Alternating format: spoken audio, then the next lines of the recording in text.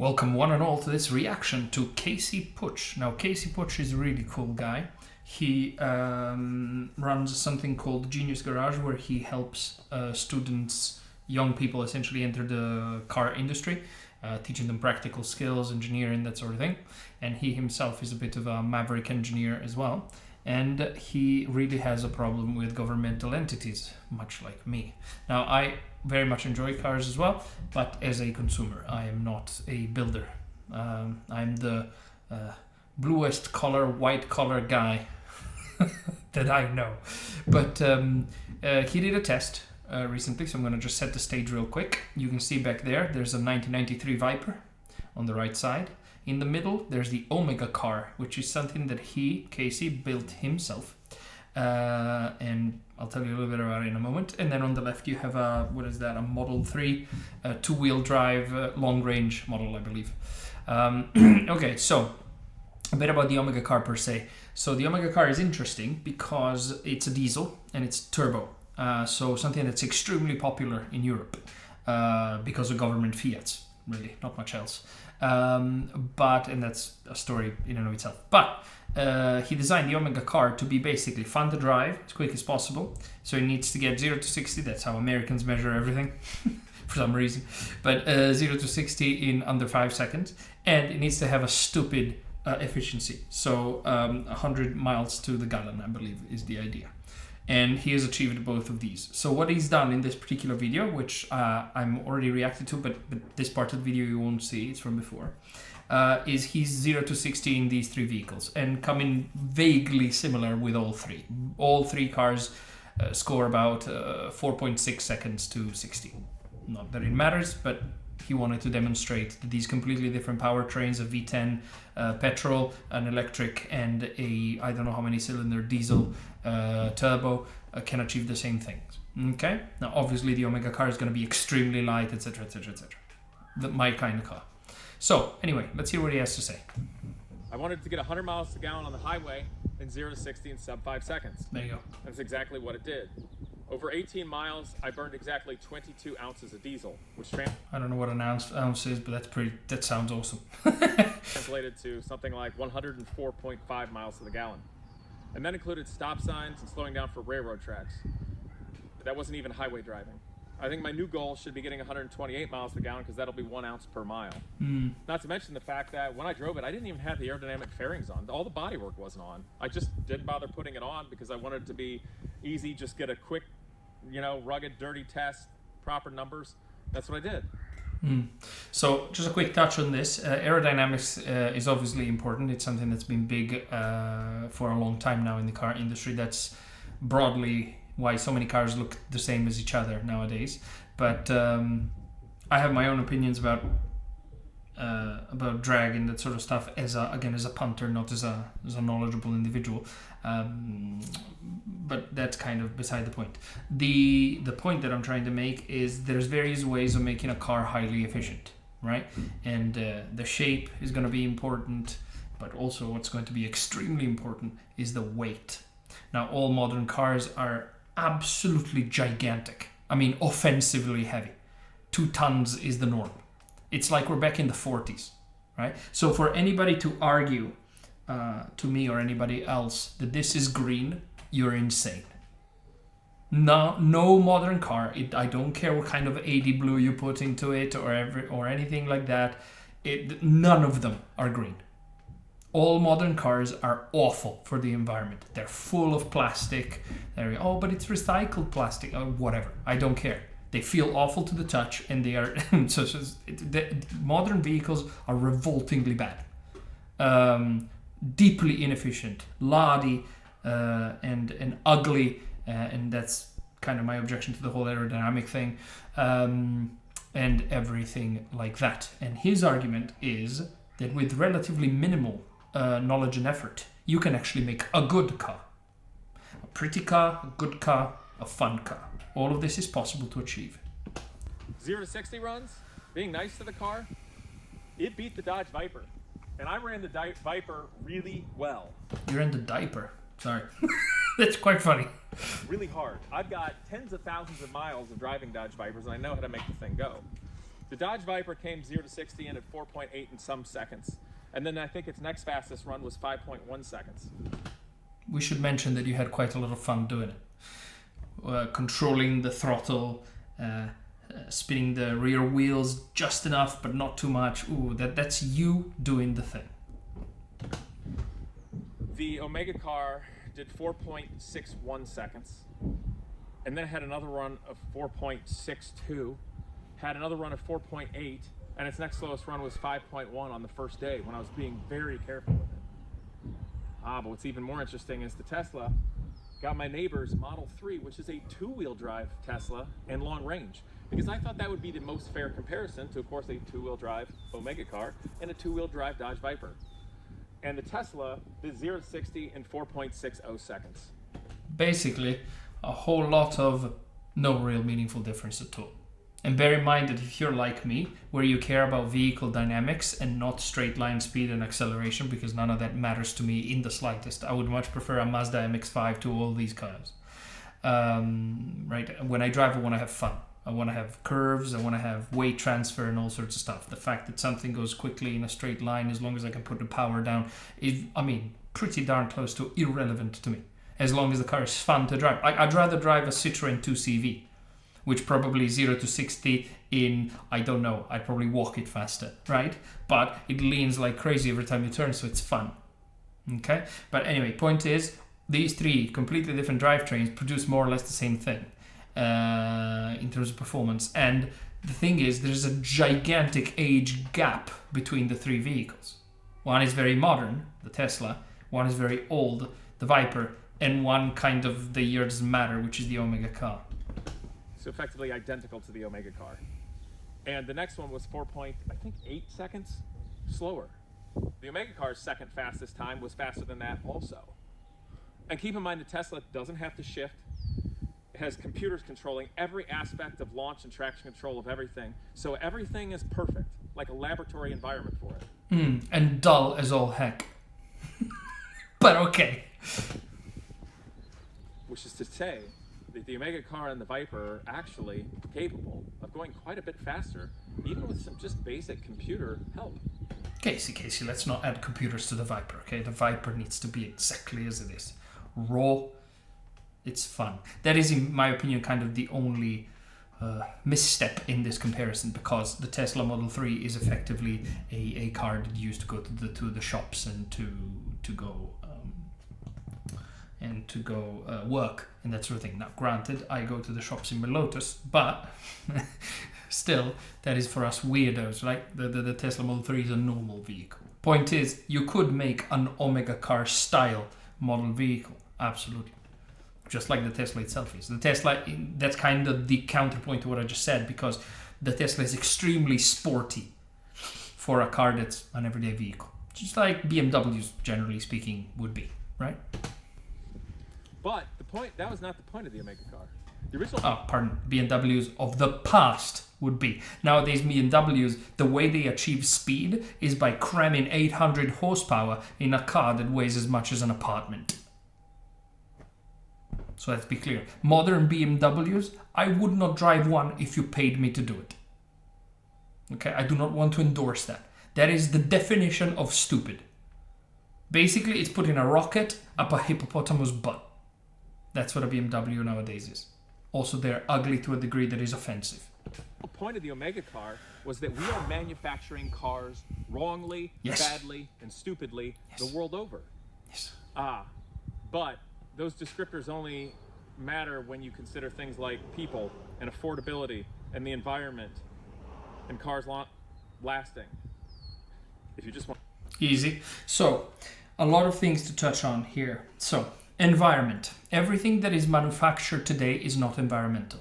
By definition. Anything you add into a pool of things that exists at a zero-sum game needs to destroy something from the past. Changing cars from an old one to a new one is anti-environmental, and there is no scenario on which this can be argued in any direction. Making more stuff ruins the world. It's not just the details of like manufacturing cost X or, and of course by cost I mean both monetary time and energy / materials. So all of these aspects, right? This is all a net loss, even if you emit less or pollute less over time. All cars are designed now, and I mean designed, to perish.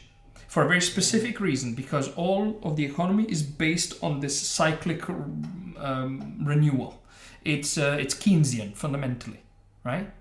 Now, where I live, it's great, because you see these like 1980s Mercedes 190Ds running around with 450,000 kilometers under the hood, still on the same original engine, that sort of stuff. That, my friend, is durability. That, my friend, is green. It doesn't matter how much it emits. You don't produce another turd that you put on the roads. That's very, very important. Okay, so that's point number one. Point number two, needs to be cheap.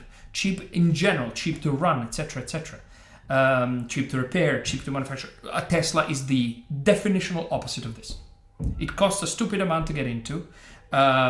It costs a stupid amount to maintain, even though, no, there's no maintenance because there's no oil changes. That's peanuts, right? The moment in which you need to change the battery, you could buy like 6 used cars for the cost of the battery, and that's just silly, right? So you got all of that. You need to, I don't recall what he said. It doesn't matter. The point is, all of these modern vehicles are designed stupidly, made stupidly, and they cater to a stupid driver. Plenty of offense if you're one of them. Okay, if your car you want it to cosset you and warm you up and all of that sort of, that's a car, man. A fridge needs to cool things down. That's its job. If the fridge also does your massage, that's friggin' weird. Okay, but I guess you can do that. But of course, all of the massaging gear is expensive in both weight, materials, etc. You can't be green if you want this in your car. The end. You are green if you have a Lotus Elise. Now, that's a bit of confirmation bias, I suppose, but I still believe what I just said. So, want to profit and have power, then maybe we're doing exactly right. But keep in mind, the industrialized world is built upon steel and powered by oil, and things don't change very easily, even if there's a better way to do it. Well, it's obvious. Don't know that I agree with this point. I mean, I agree with this point, but for separate reasons.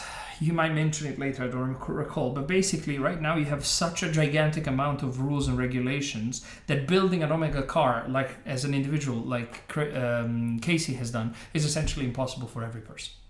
Now, in the United States, in particular, in certain states, this may be very different. I accept that, that's fine. But generally speaking, it shouldn't be up to the citizen to figure out 50,000 million loops around laws to try and figure out how to make something. Right? Because you need to legalize it, and the lights need to be exactly here but not here. They need to be attached to this panel but not that panel, da-da-da. This is another one of the reasons why all cars look that darn same. And boring, right? The Lamborghini Miura, to my knowledge, wasn't particularly aerodynamically intelligent, had all sorts of flaws, but it was designed by 20-year-olds, and it's one of the prettiest things that has ever been put on the planet by anybody in any scenario, right? And it has a transversely mounted V12 on top of its own transmission. It's basically a Mini Cooper backward. It's brilliant, right? That is what Genius Garage is for. Now, I have no position to really publicize any of this, but I strongly endorse what Casey is doing for whatever it's worth, which is essentially nothing. To me, that we have a lot of better ways to do it. Now, I use diesel because I thought it would be the easiest for the world to understand just how efficient you can make a car. Very important this. So you use the technology that already existed, and you said, I'm going to use this technology and I'm going to refine the idea to a point in which the numbers are so obvious that arguing against my point that this is cheap, fast, efficient, and fun, right? The 4 F's, even though efficient starts with E. Cheap doesn't have an F. Never mind. Stop getting in the weeds, Mike. So you've done all of these 4 things. The problem is nobody cares, which is exactly what you're complaining about now. And there's several reasons why this is. Loads of them very complicated. But one, without question, is the fact that the government is in the way of everything. And that I mean very broadly. So let me touch on diesel in Europe. So in Europe, in what was it, the 70s or whatever, the European community, before the European Union, decided that they're going to start endorsing diesel. The way they do that, that's how all governments always operate in this fundamentally illegal fashion, is they tax a thing to disincentivize using that thing. So what they did is they taxed petrol severely. They still do to this day. Right? And then that naturally incentivized diesel. So all of the manufacturers invested into diesel, made loads of diesel, etc., etc. And now, by the way, diesel is just as expensive as petrol, and they are starting to disincentivize diesel and incentivize electric, even though that doesn't work because electric cars are so awful that they don't catch on at all. It doesn't matter what you do. Like, you literally could throw them at people and people would dodge them and walk away and go back to their 190D Mercedes. Anyway. So all of this is endorsed by governments, and when governments puts the finger on the scale of market, it warps everything. And this warping causes very strange behaviors in the market, where you then get severe inefficiencies, and then you get severe pollution coming out of this. Okay? Now in America, this thing of the diesel, North America, this thing of the diesel thing has never occurred. So if you go to Brazil, I said North America, I suppose, but South America as well. If you go to Brazil, America, or Canada, and you have a European mindset, and you say, hey, I'd like to buy a 2020 something Toyota Yaris with a 1.3 diesel. That's not a thing. That's default in Europe, and it's not a thing in North America at all. Everything's petrol except for tractors, trucks, etc., etc., etc. Now, in the case of Casey, he's built a sports car with diesel. There's a huge story about that as well, but those don't even exist in Europe for numerous complicated reasons I'm not going to go into. But basically, it's all corrupt because nothing is driven by inventiveness, nothing is driven by problem solving, nothing is driven by engineers who want to do things. Engineers need to jump through a million hoops. And if there's one thing that engineers can't stand, it's hoops. Engineers like to build whatever they want, whenever they want to, because they want to. And this is impossible today. In every direction. So, when somebody tells you, this car is super efficient, it's super efficient within the current Overton window that the government allows you to build things in. There is no scenario on which a BMW that weighs 3 tons is efficient. The end. A BMW that weighs 3 tons should be carrying horses. Not humans, okay? Because there are already fantastic drivetrains and power sources and energy sources out there, and Yes. millions and trillions upon dollars on developing those things. But the Yes. point is simple. We make cars badly. We do Yes. industry badly for the sake of tomorrow, the world, people, and the environment. I don't like doing things badly. That's why I built the Omega car. The other thing that was interesting about the Tesla I learned today from my neighbor, you know, if you fill it up with electricity juice at home, it can be pretty cheap.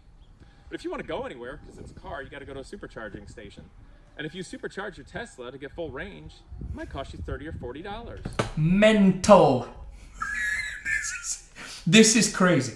The fact that this is not common knowledge is bananas. Okay? Petrol is cheaper, or close enough to cheaper, than running your electric car if you need to charge it on the road. And way quicker. I mean, this isn't an argument. The fact that anybody would argue that an electric car is better, you're a liar and there's no space for you in my personal space. Please go away. I mean, you're not here, so that's grand. Please stay wherever you are. Well, that's interesting, because the Omega car has a 5-gallon tank, and easily getting over 100 miles. That's, what, 25 liters? No, excuse me, 20 liters. That's a tiny tank. Dude, that's amazing. That's a smaller tank than the Elise, dude. I think that may be a comparable tank to my S800, which is a 1960s car. Miles a gallon, that's over a 500-mile range. So let's equal it out. That Tesla allegedly is supposed to get 300-mile range. So let's only give the Omega car a 3-gallon tank. So Give him 15 liters. What is that? Is that a Vespa? Nice. has the same range. What's 3 gallons of diesel cost? It might depend on whether you have a Republican or Democrat in office, but somewhere it's going to be somewhere from $2 to $5. No matter how you do that math, the Omega car is a small fraction of the cost to operate. Yes. Now, for any fool that's going, yeah, but it's making emissions, you don't understand. It uses so little of that fuel that it's way better. It's way cheaper. Not cheaper in the sense of economy. It's cheaper in the sense of damage to the world. You didn't have to build a gigantic turd that then you need to power with the power of 7 cities in order to charge it up, because it's a gigantic mobile phone full of chips and microchips and this and that. Like, just the loom on the Omega car is going to be tiny by comparison. And you could easily make it into a 4-seater, just so we're clear. This is potato. And you can fill up anywhere in America or the world. For that Right, and the convenience. matter, it's not that hard to make diesel. It's not that hard to make diesel out of waste. People have done it from the leftover oil from the fast food industry. I thought we were all into recycling. So let's go to a completely new powertrain where nothing can be recycled because that's green. Bless him. Leftover products and waste from the meat industry. And you can make it out of biological things based upon farms and other waste. It's a very flexible fuel. But the thing to keep in mind with all this and what I've done with the Omega car and where I want to go with my own materials science, design, and engineering company, it's about doing things efficiently and more intelligently. Because that is the mindset that is better for everyone tomorrow. Correct. Efficiency and intelligence is what all engineers can do. That's their goal. Engineers are fundamentally problem solvers. They're people that go, my car does X. What can I do to make my car do better, more in X, if that's for fun, enjoyment, or whatever, or less in X if that's consumption, costs, and waste, right?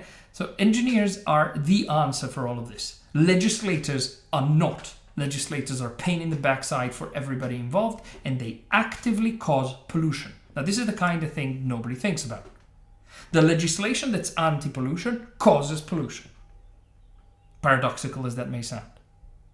Because that's exactly what it does. It forces all manufacturers to change what they do. That's retooling, Then it forces maybe your car to be thrown away because you can't afford to fuel it. I always tell my children, hey, you know, when I was 19 and I wanted to go for a ride somewhere, I wanted to go to a different city, fill up.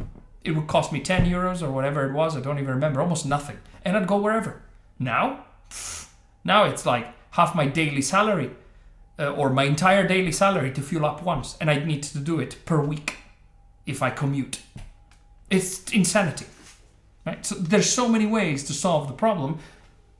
Legislative and government ways are categorically the opposite of that, because they get in the way of engineers solving issues. I can promise you that politicians are fools. Yes. They're people that talk. Yeah, not only that, so politicians are very, very obviously not knowledgeable about any of this. There is no technical, on average, of course, there will be some politicians that know some stuff, but they are politicians because they don't work. They are politicians because they don't have experience. There are some exceptions, right? But they're minimal. Politicians tend to be career politicians. This, without being partisan, we're going to pick somebody famous that, people will recognize, somebody like Bernie Sanders. All Bernie Sanders has done is be in government forever. That's it. It's his entire career. Right? I'm sure at home he may have assembled an IKEA piece of furniture. That's okay. Maybe he's a genius at carpentry. I don't know, right? But the point is, he doesn't get to deliberate on economy. He doesn't know jack. And he doesn't get to write laws, which he does, which is very annoying. Or opine on laws and so on. And there shouldn't be any laws about any of this. Politicians are fools, on average, in case he's right. The fact that people believe that politicians are helpful or useful and you go vote, that's mind-blowingly dumb. And just so we're clear, I'm accusing my own self of being dumb. Because I was young and I used to believe in this machinery myself, which is hilarious, to be honest. And they peddle concepts and ideas and lies to get votes, to take power. Yes. To be backed by super PACs, industry, wealthy donors, so those things can get their way. Yes, this is actually really interesting. I don't want to go down too much of a rabbit hole, but this is what communists or lefties refer to capitalism. And only recently I've understood this particular definition, and I think they're completely right. The word capitalism should never be used in a positive context. Okay, it means the control of power by capital in this case. So donations, lobbying, and this sort of stuff. Now, the counter argument, my communist friends, just so we're clear, isn't the state should not be affected by capital and it should control itself. A, that's impossible and a lie. B, there shouldn't be any level of power of this sort, is what I'm arguing. Not your communist hellhole, okay, that you stupidly advocate for. But capitalism is very definitely a problem. Very definitely a serious problem, because you're going to have special interests as what's his face? Oh gosh, drawing a blank now. As my favorite man in the world, Friedman. As Friedman used to argue, right? Special interest. So there are people that are going to say the electric car now. I mean, Elon Musk publicly, openly, without any problems goes, we need to add carbon tax to push people into electric. Oh, is that a conflict of interest, Elon? A little bit. So, well, I need to help your company through government fiat. That's insanity. Win us over with merit, Elon. Congratulations, you have failed, by the way. And you will keep on failing in that particular aspect. Automated cars, blah, blah, blah. There's a bunch of us that don't want any of that, you know? But you're gonna lobby the government, donate to the government, whatever it is that you're doing, to force them to force their hand to write laws that put me in misery because I need to buy one of your turds that I don't want to touch with a 10-foot pole. Not good. That's capitalism. That's what he's describing. Yeah, it's a very dirty word. It's interesting. At least it was interesting for me, because for a while I was led to believe. Oh, excuse me. Let me correct that. I believed that capitalism was the answer. It's not. Capitalism is just as much. It's not really as much of the problem. It's another socialism of another sort. Because the problem is the government per se. Government shouldn't have the power to make these decisions. It's fine that corporations do, the oil pushes oil and electricity pushes electricity. But if it were completely free and they could do it on their own, then the consumer, you and me, would decide, well, I don't like petrol. I'm going to buy electricity. Well, I don't like electricity. I'm going to buy petrol. And you make your own decisions. No interference. Thank you. Not necessarily represent the people. That's correct. Screw that. I originally was inspired and pissed off enough to build the Omega car because of the lies of politicians. Big one, 2008.